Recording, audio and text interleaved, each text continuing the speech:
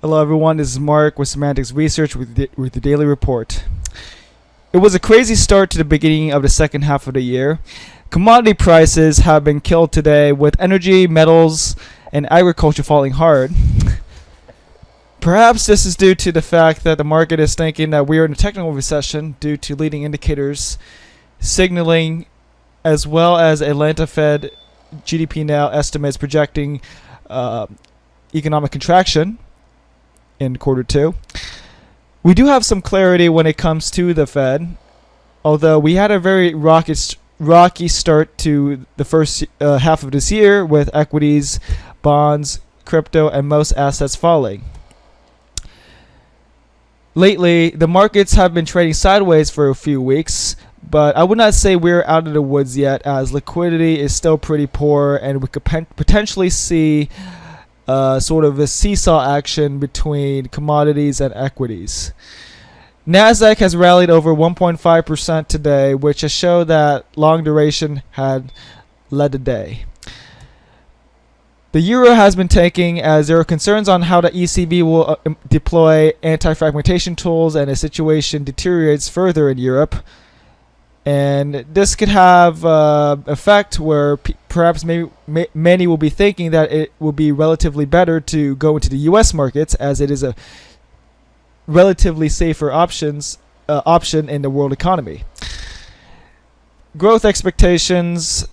Going into growth expectations, the nominal GDP figures are good, with around a 6.5% growth rate. But the only thing is that inflation is above 8%. The dollar index was catching a bit today, and the gasoline futures are quite down, as we do see gasoline prices start to fall quite a bit due to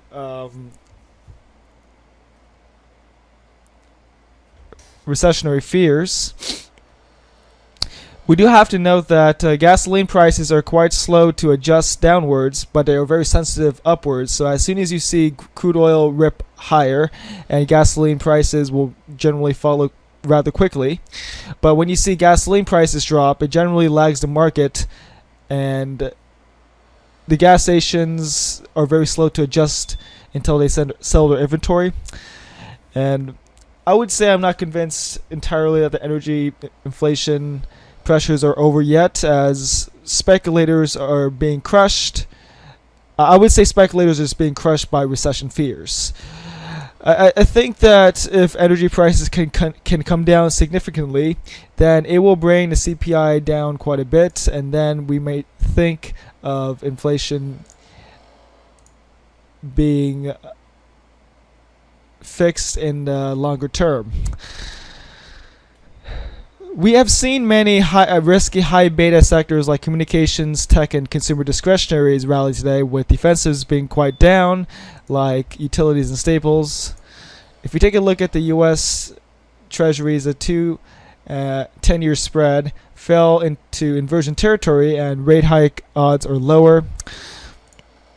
Now, if we take a look at the 2023 euro-dollar futures spread, we can see that it is signaling that we may see a rate cut coming mid next year, and it does make the long duration trade look less ugly at this point. And we are clearly seeing that we are likely in a recession or even a slowdown, which makes the market think that the Fed will start to do rate cuts sooner, and maybe even pivot, as there's whispers in September that they might do a pause or a pivot. But like I said, you can't necessarily count on that. After all, the markets are forward-looking, and they will always lead the economy, but it is quite early to say that we have found its footing, because we do have quite a bit of risk events coming up with FOMC tomorrow and earnings season, where people fear that we may see some more earnings compression, as well as the GDP numbers. There's expectations for the jolts to come down and unemployment rate to go back up, and there are further higher risks to growth, But if we deteriorate too quickly and we see like a very quick spike in unemployment, then you can see more volatility in the markets. And it is crucial for investors that we do not see a deep recession. And it is very important that we see a sort of a Goldilocks scenario where the numbers aren't too great, where the Fed has to continue raising rates aggressively, which brings up the risk-free rate, or if the numbers are really bad and we see a compression of earnings in the near term. So there is a quite of a fine balance that we need for the markets for some support. And there is no doubt that the Fed will continue pursuing the path of raising rates to create demand destruction, as they have no control over the supply side. After all, it is a supply side issue, but the Fed can only control the demand side. So this is what they're doing at the current moment. And it appears that the market realizes that, and we have been pricing that in.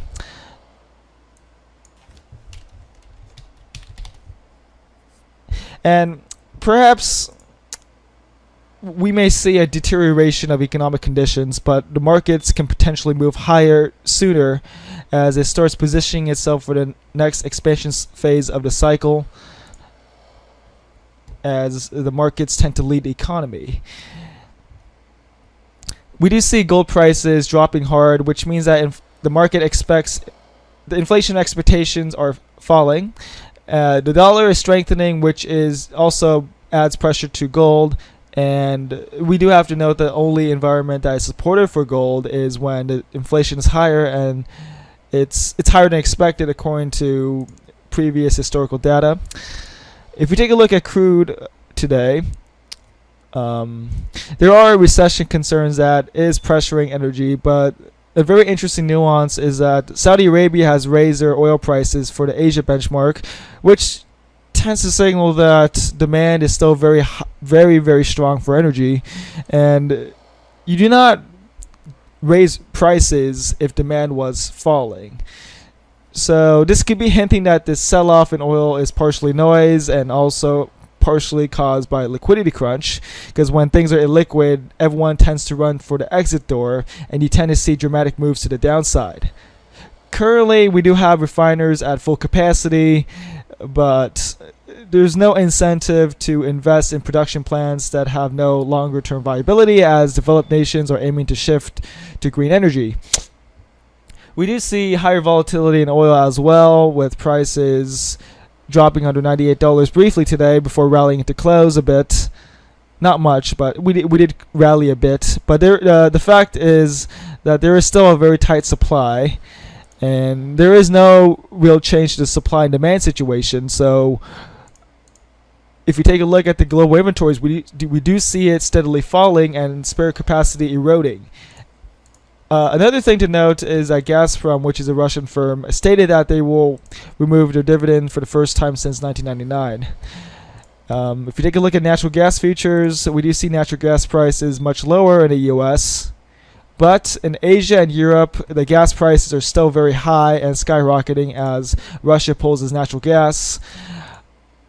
Only in the US we see the domestic markets flooded with extra excess supply. We do see also in Norway, the Norwegian energy companies are shutting down the facilities due to worker strikes, due to complaining about wages in face of high inflation, and potentially they warn that they might have to halt deliveries to Europe, which does not bode well for them.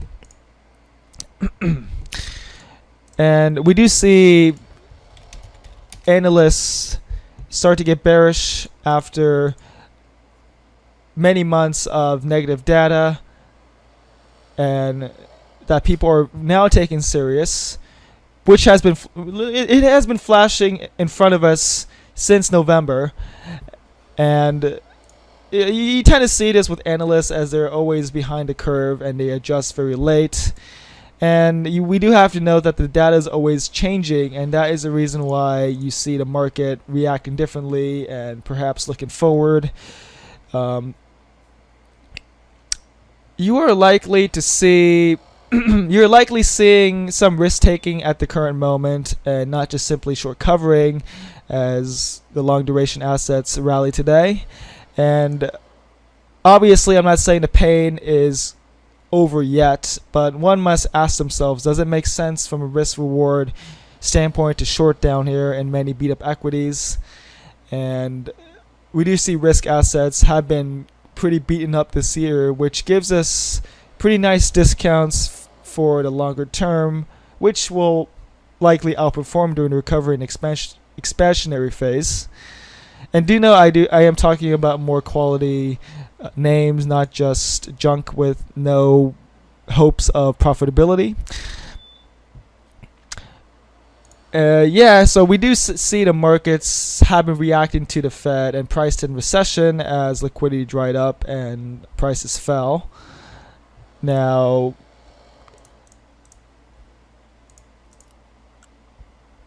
if we take a look at logistics costs, we do see the supply chain issues ease itself further as we slowly rebuild the supply chain, which does mean that inflation will come down in the future.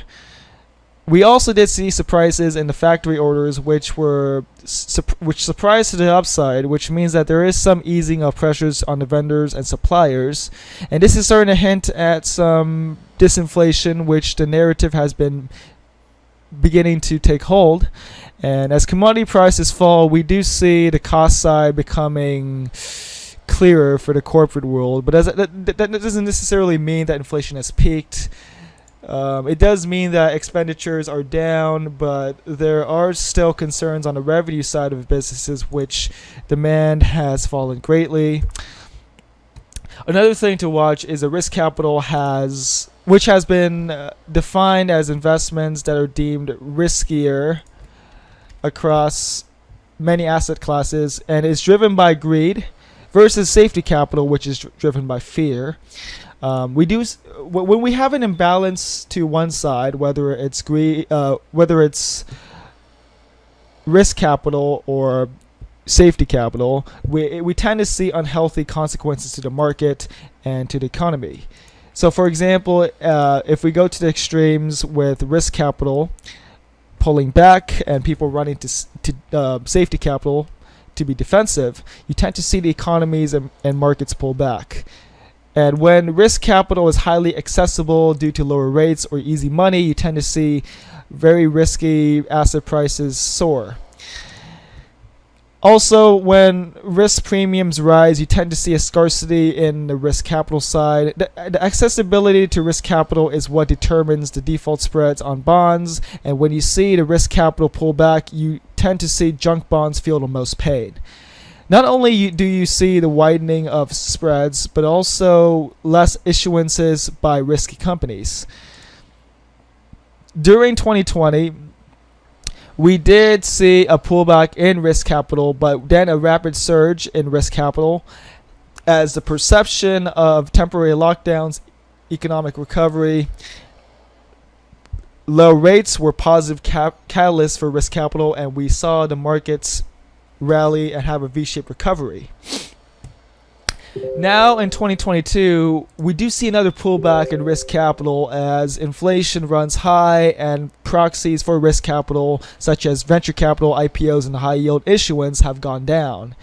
As a result, the consequences are that the equity risk premiums rose, which in turn made equities more expensive and have more risk, and it pushed the discount rate much higher. Safety capital has been dominant in this space, with earnings and profitability being highlighted while negative earnings and high growth companies suffering the most. The important question we must ask is this pullback in risk capital shorter term, or is there a longer term regime change? If it is a shorter term type of pullback, then we will likely see a massive quick recovery in risky assets. But if we don't see, if this is a more longer term pullback in risk capital, then we will likely see a depression of risk assets much longer. And the issue is the issue at hand is that inflation, once it's unleashed, it does not have a quick fix.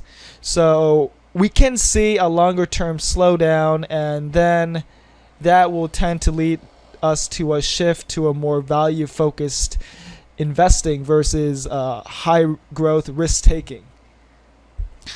And that is it for today. I want to thank you all for watching. Be sure to subscribe and like our channel if you find our content entertaining or valuable. And be sure to check out the links in the description for more updates.